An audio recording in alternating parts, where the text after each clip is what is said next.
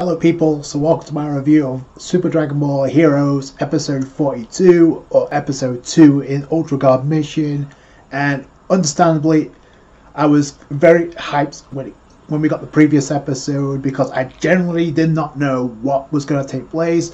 All I knew is we got a new Supreme Kind of Time, a new character introduced into the series. So I wanted to get more insight into that, but I did not expect a tournament to be announced. And so I kind of knew like what's going on in the background, who's setting this tournament up is more important than the actual fights that are taking place in this tournament. This tournament was there for a reason, and it's for the plot of Ios, who we get to find out a little bit more about in this episode. So it starts off with a montage of pretty much the most interesting fights that are taking place right now in this tournament.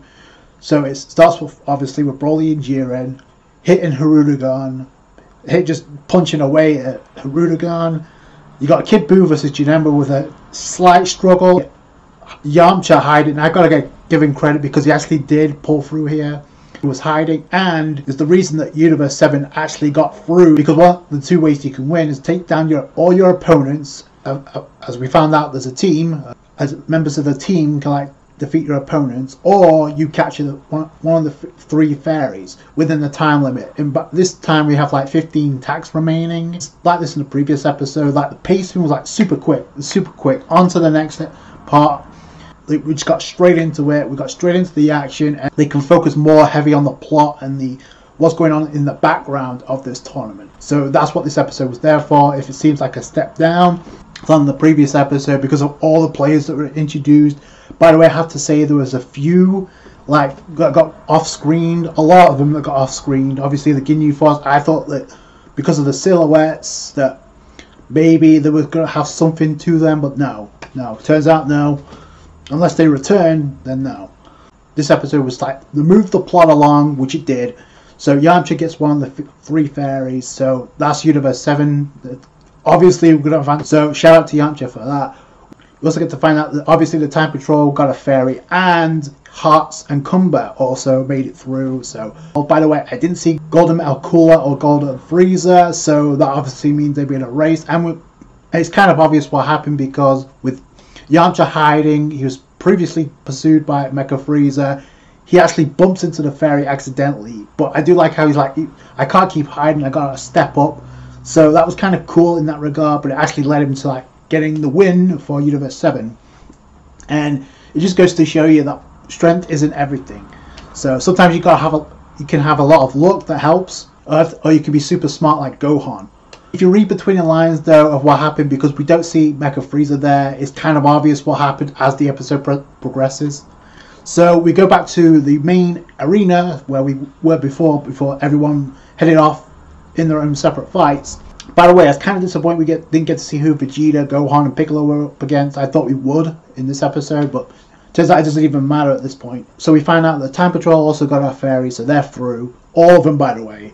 So also, if you notice, Time Patrol Gohan and Time Patrol Goten, I don't think that's a coincidence at all that we got adult Goten and Trunks in this. Like I said before, Gohan and Piccolo are there. That's not a coincidence because of obviously the Dragon Ball Super superhero movie. And like I said, you also got Hearts and Kumba in the mix. And the fact that they're being focused on as well means they're probably going to have some type of role in this arc. Also, before we headed back, we actually got a brief clash between Goku and Time Patrol Goku, Capsule Cult Goku and Time Patrol Goku.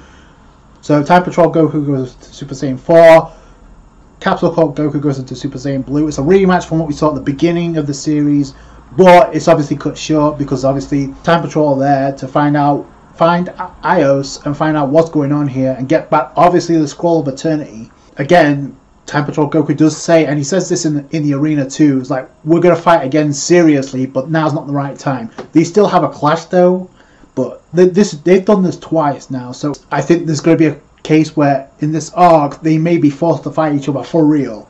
That could be the direction they're going in. Anyway, the most interesting part of the episode comes when we get another Hooded Saiyan, and it's confirmed now. It's not the same Hooded Saiyan that we've seen previously, and I'm going to get into that by the end. But yeah, it's kind of obvious just because of a few features that you could have obviously noticed. But it doesn't take long for things to get out of control because Trunks immediately goes into Super Saiyan God, and then we got a clash between the two. let's just say that for now it's the Hooded Saiyan against Trunks, which is so poetic, and I think it was foreshadowed in the previous episode because we had another character who was previously connected to a version of Trunks. Obviously not this version, because obviously it was Little Trunks in Tapion, but obviously this version of Trunks doesn't remember Tapion. Before the fight between Trunks and this Saiyan begins, so he's like, every existence and the universe has been erased.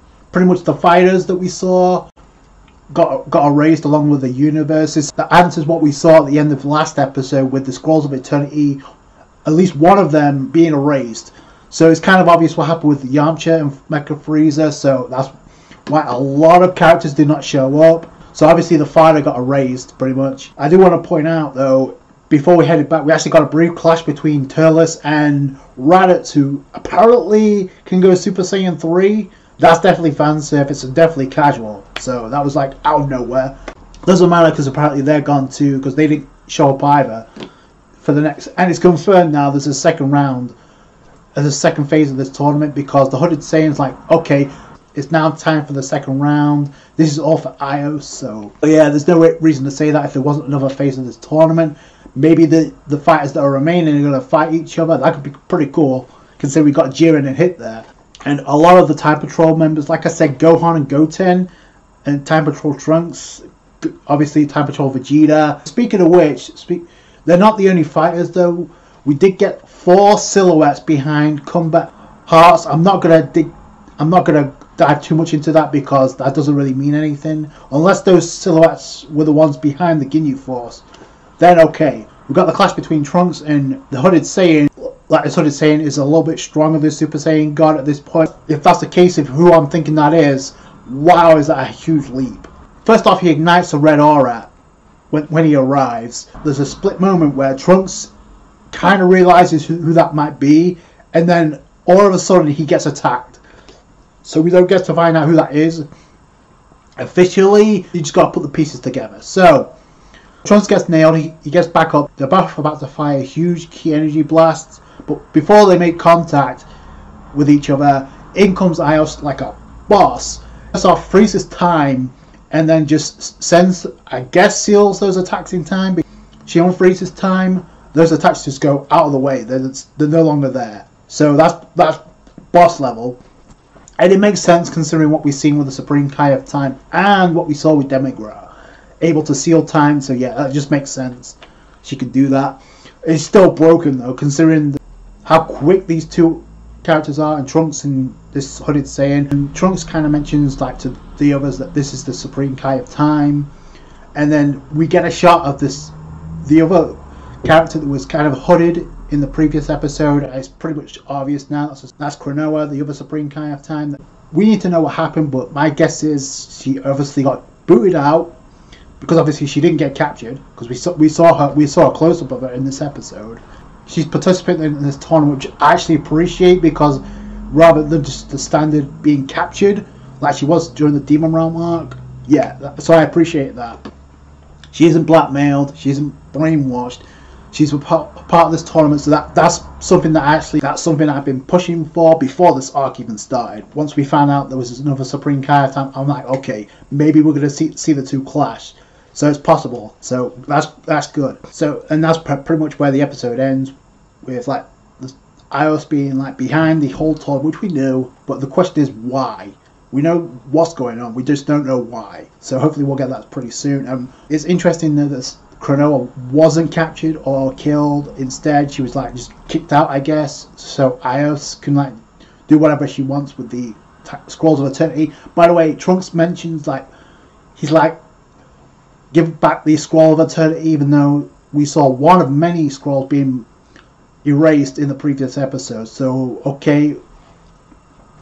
So, what Scroll of Eternity is he after? And my final point is obviously for the Hooded Saiyan, and if you put the pieces together and you can figure out who that is, at first I thought, okay, they're trying to throw you off. First off, the fact that Trunks is going up against him is a big giveaway. The second is the scar around his face. Like, I think that's future Gohan. Like, he has the same voice actor as Gohan and Goku, so that's not a coincidence. And this, if that's the case, that is confirmed. We have another Hooded Saiyan besides the one that looks like Goku. We saw in in the previous Time Space War arc where we had Goku Black in Super Saiyan Rose against this Hooded Saiyan. We saw his hairstyle completely resemble Goku.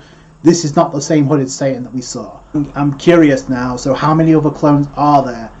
We got a clone army of different Saiyans here? Is that what we're saying? Because that's definitely not Goku. And that's not Bardock, because Bardock only has a scar over his cheek. And we clearly see his scar over his eye. I personally think that's future Gohan, and that'd be pretty cool because it is from the future. So, and the thing that sealed the deal for me was like Piccolo's like mentioning the fighting style, the fact that Piccolo's the one that mentioned in this. So yeah, that kind of sealed it for me. Let me know what you guys think down below. But that's a huge revelation if that's the case. And like I said, I guess the question is, why are they acting this way? Why is future Gohan this way? And why is Ios doing what she's doing right now? So we need to get that answered, but it looks like we've got another phase of this tournament. So if you kind of miffed about some of the fights being skipped over, don't worry, because we got the fighter out of the way and the fights may get serious. And judging from what Super Saiyan 4 Goku said, that may come sooner rather than later. So I can't wait to see that. Let me know what you guys think down below. That's going to do it for you guys. Thanks so much for watching. Like the review if you did, a thumbs up, I appreciate that. Subscribe to for more Dragon Ball content and Super Dragon Ball Heroes. Catch you guys later. Thanks guys.